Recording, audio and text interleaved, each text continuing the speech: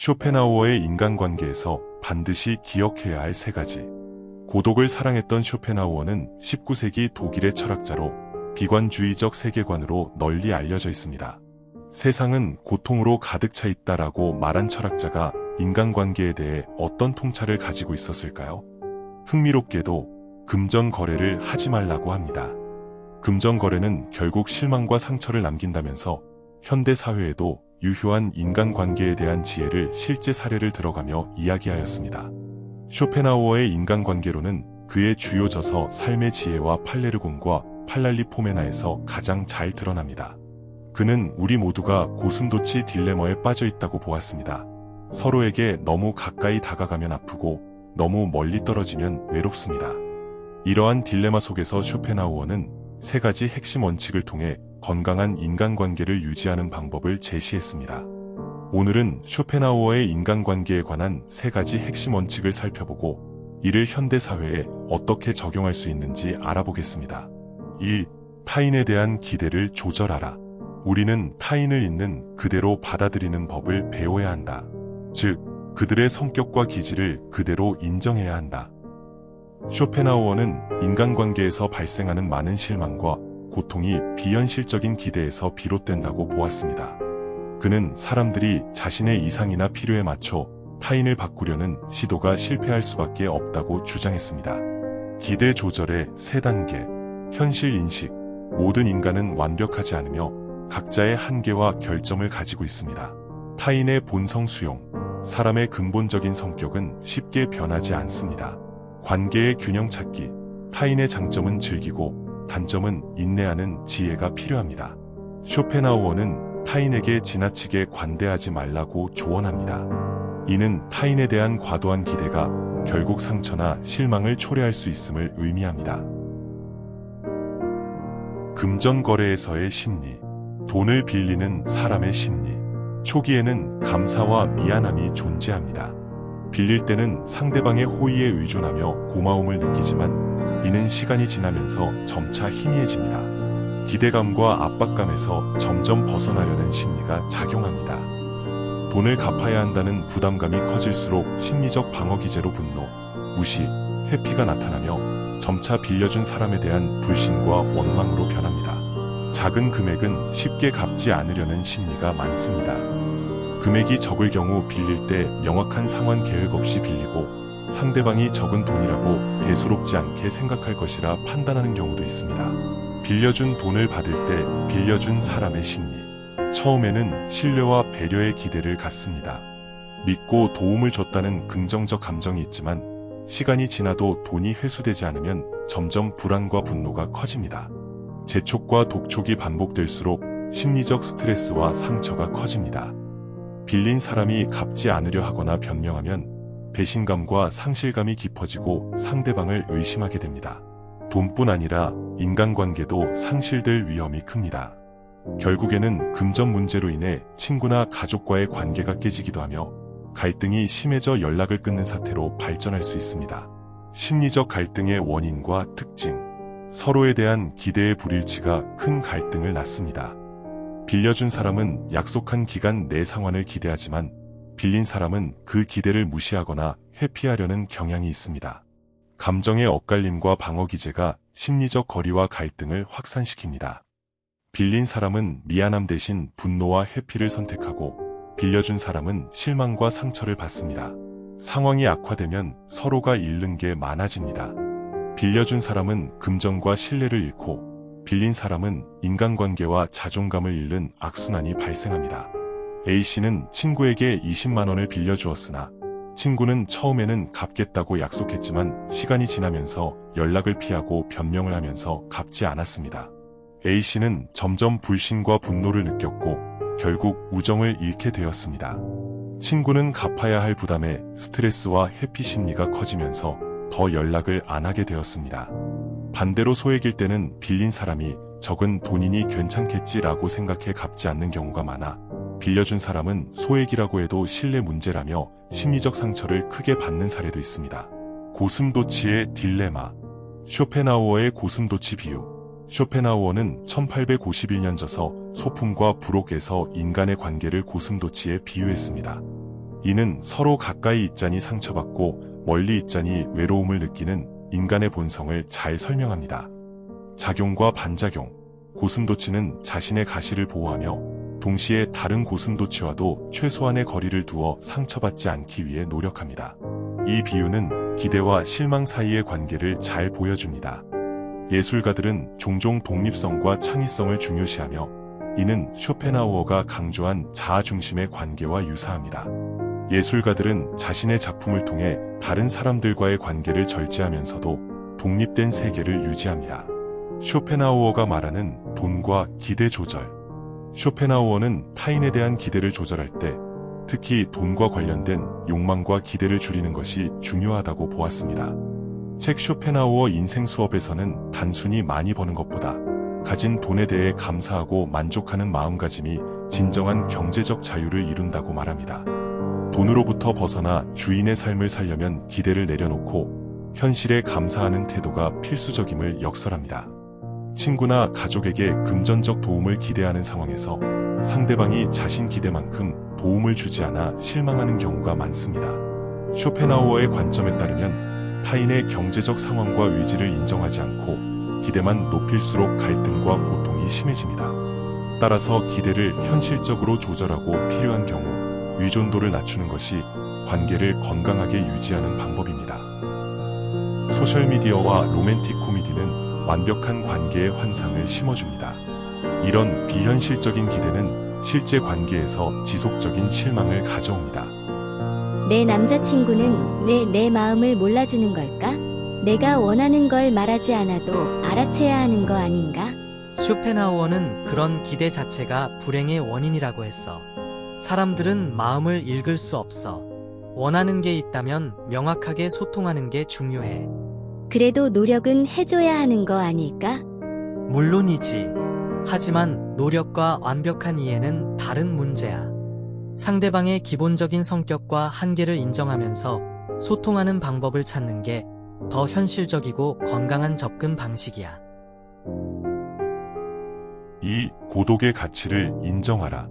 혼자 있는 것을 두려워하는 사람은 자기 자신을 상대하는 것을 두려워하는 사람이다. 쇼펜하우어에게 고독은 단순한 외로움이 아니라 자아를 발견하고 내면의 평화를 찾는 필수적인 상태였습니다. 그는 스스로와 편안하게 있을 수 없는 사람은 타인과도 진정한 관계를 맺을 수 없다고 보았습니다. 고독의 두 가지 측면. 하나, 자기 이해의 시간. 고독은 자신의 생각과 감정을 탐색하고 이해하는 시간을 제공합니다. 쇼펜하우어는 고독 속에서 외부의 소음과 혼란에서 벗어나 자신의 진정한 본질을 찾을 수 있다고 믿었습니다. 이러한 자아 성찰은 인생의 여러 복잡함과 고통을 극복하는 데 중요한 역할을 합니다. 둘, 창의성과 사고의 공간. 혼자 있는 시간은 깊은 사유와 창의적 활동을 가능하게 합니다. 그는 고독을 통해 내면의 고요함과 평화를 얻을 수 있다고 강조했습니다. 이는 외부의 인정이나 지지가 아니라 자기 자신을 만족하는 상태에서 오는 행복을 의미합니다. 이는 그의 철학적 성찰을 더욱 풍부하게 하는 데 기여했습니다. 현대 사회에서 우리는 끊임없는 소통과 연결을 강요받고 있습니다. 소셜미디어와 메신저는 우리에게 24시간 접속을 요구하며 이로 인해 진정한 고독의 시간은 점점 희소해지고 있습니다. 30대 직장인 김 씨는 퇴근 후에도 주말에도 업무 메시지에 즉각 응답해야 한다는 압박감을 느끼고 있었습니다. 하루 중 몇 시간을 디지털 디톡스 시간으로 지정하고 나서야 그는 자신의 생각과 감정에 집중할 수 있게 되었고 역설적으로 이러한 고독의 시간이 다른 사람들과의 관계의 질을 높였습니다. 하루에 최소 1시간은 나 자신과의 대화 시간으로 사용합니다. 이 시간 덕분에 다른 사람들과 만날 때 더 집중하고 경청할 수 있게 되었어요. 현대 사회에서 적용할 수 있는 실천 방법은 다음과 같습니다. 하나, 디지털 과부하소, 명상 그리고 혼자만의 시간. 현대인은 스마트폰, SNS, 업무 연락 등 끊임없는 소통에 노출되어 정신적 피로를 겪습니다. 이럴 때 쇼펜하우어가 제안한 고독의 가치는 일정 시간 스마트폰을 끄고 혼자 조용히 명상하거나 산책하는 시간을 갖는 것으로 실천됩니다. 이는 내면의 소리에 귀 기울이고 자기 성찰을 가능하게 합니다. 둘, 재택근무 및 자율시간 활용. 재택근무와 유연근무가 보편화하면서 혼자 일하거나 쉴 수 있는 시간이 많아졌습니다. 이 시간을 활용해 혼자서 집중하거나 관심사를 발전시키는 경험은 쇼펜하우어가 말했던 고독의 긍정적 힘을 보여줍니다. 많은 직장인이 혼자 보내는 시간을 통해 스트레스를 줄이고 자신만의 창의적 아이디어를 얻고 있습니다. 셋, 혼술, 혼밥 문화의 확산. 혼자서 밥을 먹고 술을 즐기는 것도 고독을 받아들이고 즐기는 하나의 사례입니다. 이 현상은 사회적 연결망과 관계에서 잠시 벗어나 자기 자신에게 집중하는 현대인의 삶의 방식으로 볼 수 있습니다.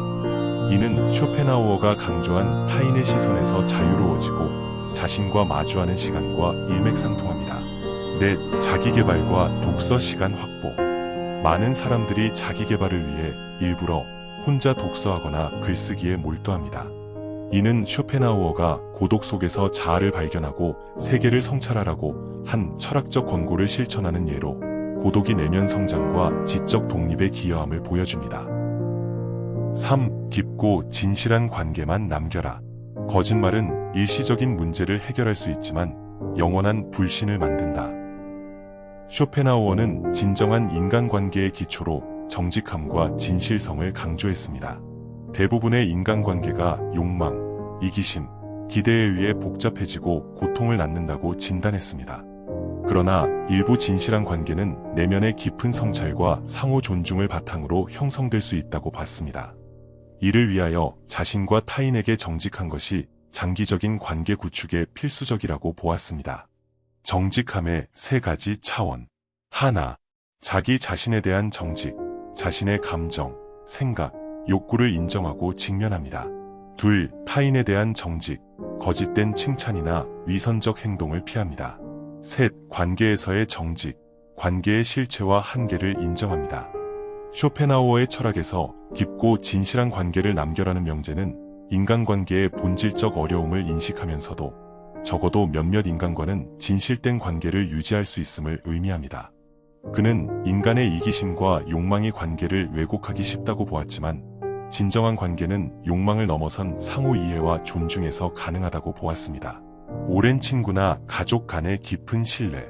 쇼펜하우어는 다수의 사람과 많은 관계를 유지하는 것보다 소수의 깊은 관계를 유지하는 것이 더 중요하다고 보았습니다.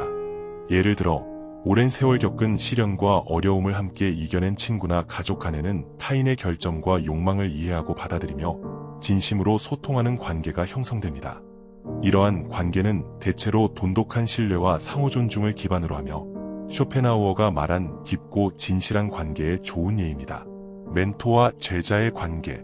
철학자, 예술가, 학자들 사이에 형성되는 멘토-제자 관계는 일방적 기대나 욕구가 아닌 진심 어린 관심과 내면적 성장에 초점을 맞춘 진실된 인간관계입니다. 이는 쇼펜하우어가 말한 진정한 관계의 유형과 부합합니다. 심리치료나 상담에서의 신뢰관계. 상담사와 내담자 사이 형성되는 깊은 신뢰관계도 진실한 관계의 현대적 사례입니다. 이 관계는 상호 간의 진솔한 감정 교환과 이해를 바탕으로 하며 개인 내면의 성찰과 치유를 가능하게 합니다. 고용주와 직원의 관계. 직장 내에서 상호 존중과 신뢰를 기반으로 하는 관계도 중요합니다. 직원이 직장에서 자신의 역할을 충실히 수행하고 고용주가 직원에게 필요한 지원과 인정을 주는 관계는 진실한 관계의 또 다른 사례입니다. 이는 모두 상호 이해와 존중에서 비롯됩니다. 디지털 시대에는 자신을 다르게 보이게 하는 것이 더 쉬워졌습니다. 소셜미디어의 필터 버블과 편집된 현실은 진정성 있는 관계 형성을 방해합니다. 인스타그램에서 완벽한 커플 이미지를 보여주던 유명 인플루언서 커플이 실제로는 심각한 관계 문제를 겪고 있었다는 고백이 화제가 된 적이 있습니다. 외적인 이미지와 내적 현실의 괴리가 결국 관계를 파괴했습니다. 우리는 팔로워들에게 완벽한 관계처럼 보이기 위해 너무 많은 에너지를 쏟았어요. 결국 우리 자신에게도 거짓말을 하게 되었고 실제 문제는 해결되지 않은 채 쌓여갔습니다. 현재 사회에서도 적용할 수 있는 실천 방법은 다음과 같습니다. 하나, 적절한 거리두기. 쇼펜하우어는 인간관계에서 적절한 거리두기의 중요성을 강조했습니다. 이는 현대 사회에서도 여전히 유효하며 건강한 경계를 설정하는 것이 관계의 지속 가능성을 높입니다. 2. 경청과 공감. 상대방의 말을 충분히 듣고 이해하려는 노력이 필요합니다. 이는 관계의 기초를 튼튼히 하고 상호 간의 이해를 높입니다. 상대방의 감정을 인정하고 그들의 입장에서 생각하는 것이 중요합니다. 3. 솔직함과 진정성. 상대방에게 자신의 진실된 모습을 보여주는 것이 중요합니다. 이는 관계의 신뢰를 형성하는 데 도움을 줍니다. 자신의 생각과 감정을 솔직하게 표현하는 것은 상대방에게 자신의 진심을 전달하는 방법입니다. 그러나 이는 무례함이 되지 않도록 주의해야 합니다. 4. 신뢰 형성. 약속을 지키고 말과 행동이 일치하도록 노력하며 어려운 순간에 곁을 지키는 태도가 중요합니다. 상대방의 의견과 감정을 존중하고 배려하는 태도는 건강한 관계를 만드는 데 필수적입니다. 5. 시간의 질 높이기. 서로 함께하는 시간을 더욱 가치 있게 만드는 노력이 필요합니다. 이는 특별한 활동이나 대화를 통해 할 수 있습니다. 대화뿐 아니라 사진, 메모, 편지 등을 통해 다양한 방식으로 소통을 시도하는 것도 좋습니다. 쇼펜하우어의 인간관계론은 200년이 지난 오늘날에도 여전히 유효합니다. 그의 3가지 핵심 원칙은 타인에 대한 기대 조절, 고독의 가치 인정, 정직함과 진실성 유지, 디지털 시대에 더욱 중요해졌습니다. 이 원칙들을 일상에 적용하면 다음과 같은 변화를 기대할 수 있습니다.